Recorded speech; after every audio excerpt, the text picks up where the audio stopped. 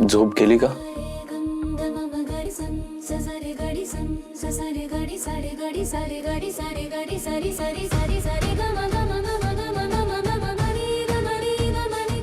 कसे आहात ना तुम्ही समीर?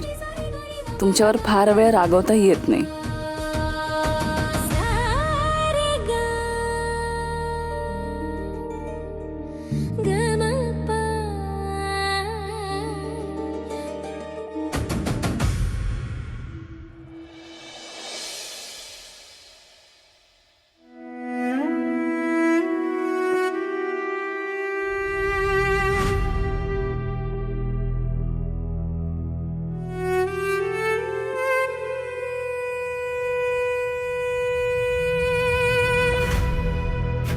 आजी मी कशी दिसते? नंतर हे आधी आत नेऊन ठेव.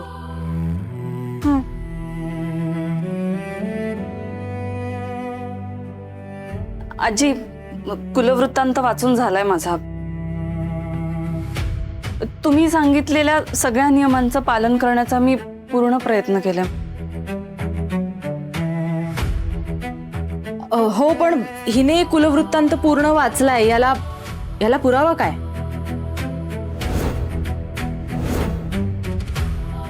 नाही म्हणजे हिने फक्त डोळे फिरवले असतील आणि आपल्याला म्हणते वाचला, असं झालं तर? हो अगदीच.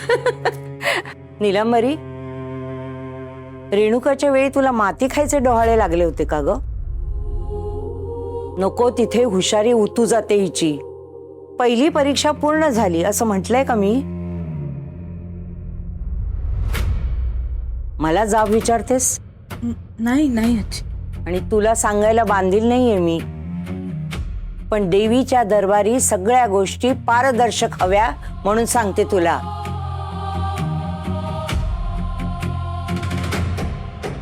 मी हिला कुलवृत्तांताशी संबंधित प्रश्न विचारणार आहे.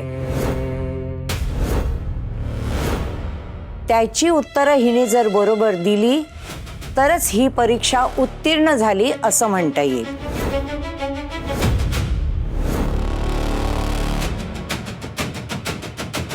अर्पिता, तयार आहेस?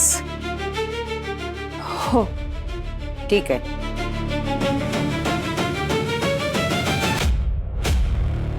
आता मला सांग, देशमाने घराण्यांचे मूळ पुरुष कुठून आले होते?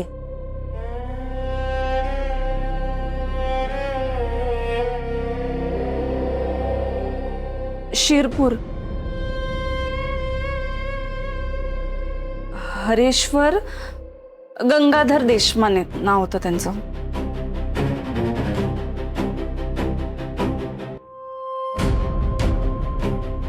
छान.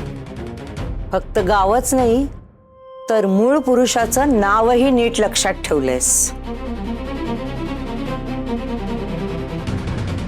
बरं आता सांग, सदानंद मोरेश्वर कशासाठी प्रसिद्ध आहेत?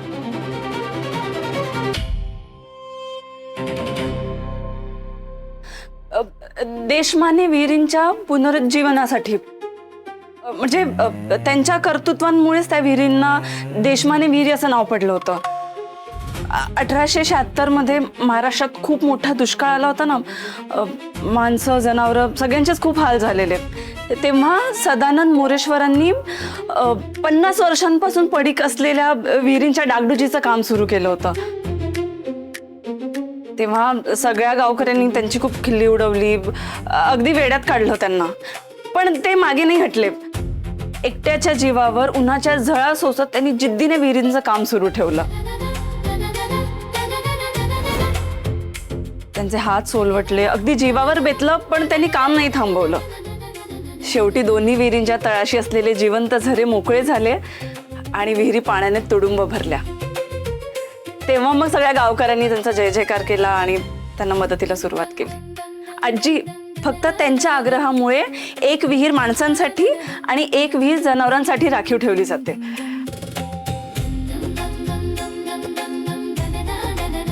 आजही त्या विहिरी देशमानेंच्या विहिरी म्हणून ओळखल्या जातात. जनकल्याणाचा हा त्यांचा वसा आणि वृत्ती समस्त देशमान्यांसाठी पूजनीय आहे.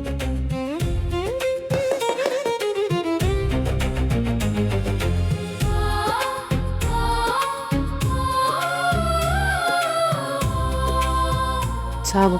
बघ ना. वाचलायस, कुलवृत्तांत नीट वाचलायस आणि नुसता वाचला नाहीस तर आत्मसात केलायस.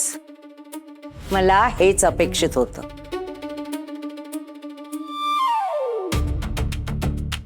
आता मला सांग, घरच्या एखाद्या पिढीने बोललेला नवस पूर्ण केलाच नाही तर काय करावं?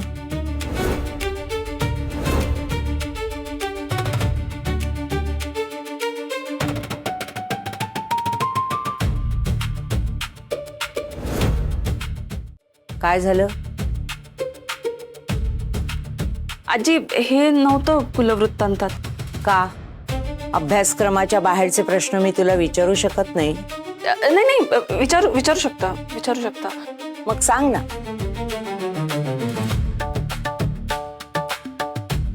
उत्तर दे. प्रश्न कळलाय ना तुला? हो.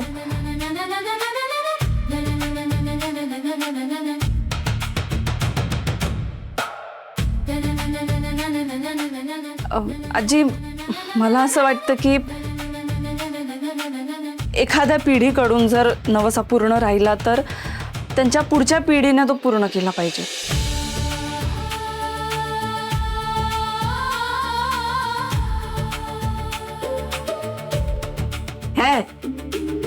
हा, असं थोडीच असतं काय पण. नाही असंच असतं ना. म्हणजे कुलदेवीचा नवस हा संपूर्ण घराचा असतो, कोणा एकाचा नसतो.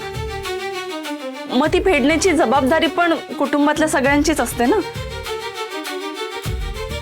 आपण वडिलोपार्जित संपत्तीवर कसा हक्क दाखवायला जातो, त्या हक्काबरोबर जबाबदारी पण येते आणि ती जबाबदारी पण स्वीकारायला हवी ना. म्हणून मला असं वाटतं की पुढच्या पिढीने तो नवस फेडायला हवा.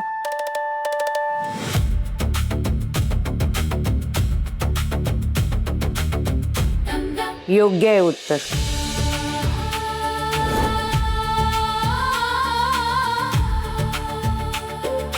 हक्काबरोबर जबाबदारी येते ही जाणीव महत्वाची. आता शेवटचा प्रश्न. सुनेने सासरी आल्यानंतर माहेरच्या बद्दल किती बोलावं?